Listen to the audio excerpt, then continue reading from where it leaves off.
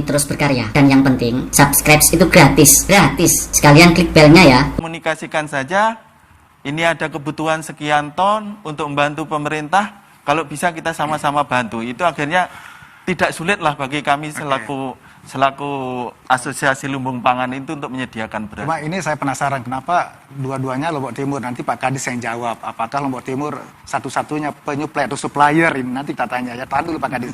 Ini saya sapa dulu Pak Hulaimi ya. Pak Hulaimi, kita bicara tentang bagaimana masyarakat termasuk kelompok-kelompok membangun sinergi. Kalau boleh tahu Pak Hulaimi, ini kan Ketua PUPM Papak 2B. 2B Wonosabat. Sektor kegiatannya apa di situ Pak? Ya, sesuai dengan bidang yang ditunjuk ke saya, itu alhamdulillah ditunjuk sama DKP di bagian bawang merah Pak. Bawang merah. Ya, jadi nggak campur-campur ya, bawang merah, bawang putih. Enggak, dia khusus. Wah, ini istiqomah ya Pak Kadis ya. Dia khusus. Jadi supaya masing-masing bergerak pada bidang masing-masing, maksudnya mungkin seperti itu. Oke. Kami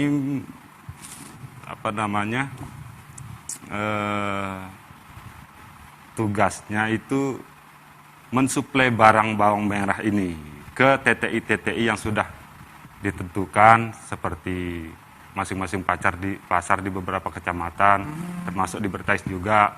Itu kan kita jual di bawah harga. Berani? Apa karena subsidi ya? Memang sudah disubsidi. Oh, gitu. Umpama kita beli di petani 10.000, ya sudah jualnya 10.000 lagi. Gitu. Jadi 1.000-nya itu sudah ditanggung sama Dinas Ketahanan Pangan. Itu nutup nggak untuk operasional, misalnya beli bensin? Sudah dalam hitung-hitungan sudah nutup, 1.000 per kilogram. Ya, makanya kita jalankan. Berarti ini nggak perlu tambahan ini support dari pemerintah, ini beda sama Pak Sularno ya? Kalau masalah tambahan, enggak tambahan itu tergantung kuota saja. Ya, tergantung Baik, kuota. Pak Hulaimi, ini kan kelompok yang bergerak di sektor pengadaan distribusi bawang merah. Nah, jumlah kelompoknya berapa di situ? Sampai mampu mensupport atau menyediakan kebutuhan-kebutuhan yang disebutkan tadi. Ada 11 pangan strategis termasuk bawang putih ya Pak Kadis. Gimana? Di tahun 2019 itu kami di bawang merah itu 6 orang. Sekarang dipangkas jadi 3 orang. Sebetulnya banyak sedikitnya itu tidak terlalu berpengaruh. Tergantung kinerja masing-masing ke profesional masing-masing PUPM ini. Termasuk saya alhamdulillah ditunjuk yang memang betul-betul menurut penilaian DKP kan kinerjanya memenuhi standar seperti itu. Iya, alhamdulillah ya. Oke, ini kan menarik Pak Kadis, kita memberikan apresiasi kepada 2 mewakili kelompok-kelompok lain. Tadi disebutkan bahwa memang di antara kelompok ini harus menjadi supplier penyediaan barang harga di bawah harga pasar. Emang boleh Pak? Mana keuntungannya kalau memang di bawah pasar? Jadi mereka tetap untung. Kita pertama untuk silaturahmi. Insya Allah pahala nanti. Ya. Allah akan membalas. Jadi hitungan-hitungan secara ekonomi memang kami menyadari tidaklah keuntungan itu besar. Tetapi paling tidak ada kesuatu yang diberikan oleh pemerintah kepada petani. Artinya kita menjamin tidak terjadi kerugian. Lalu yang kedua memang dana dalam bentuk stimulus yang bentuk transportasi. 1 kilo kalau untuk Pulau Sumbawa itu per kilonya kita subsidi Rp1.000 per kilo. Itu dengan kemas segala macam.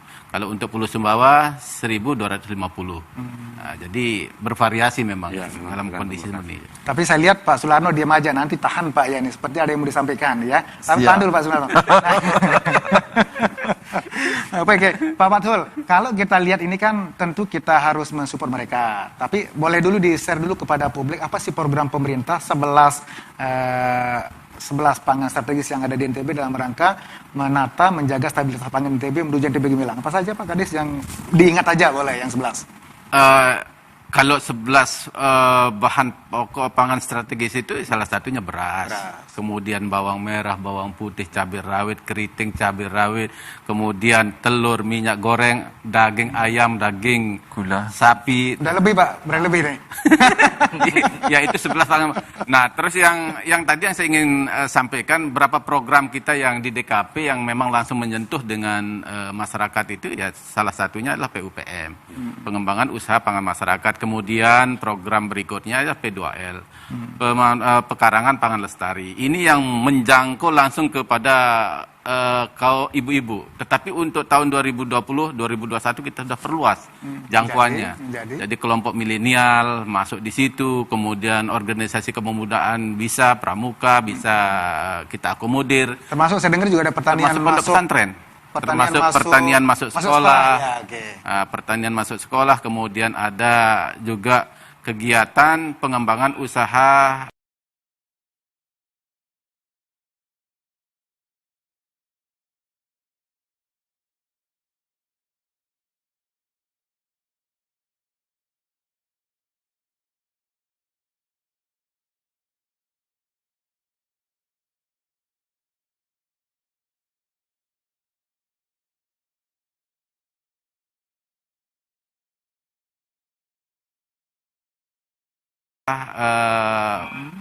korporasi usaha pertanian.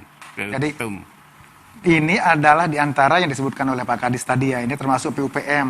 Nah, pertanyaan saya sebelum kita coba nanti lanjutkan, ini kan kenapa mesti Lombok Timur? Ini padahal kita juga banyak PUPM yang lain, apakah hanya ini yang berprestasi atau yang lain sebenarnya bagaimana? Tapi tahan dulu Pak Kadis ya, kita diminta iklan dulu, kita harus istirahat dulu ya Pak. Oke, sebelum lanjutkan diskusi kita kesempatan ini, kita ada sinak dulu.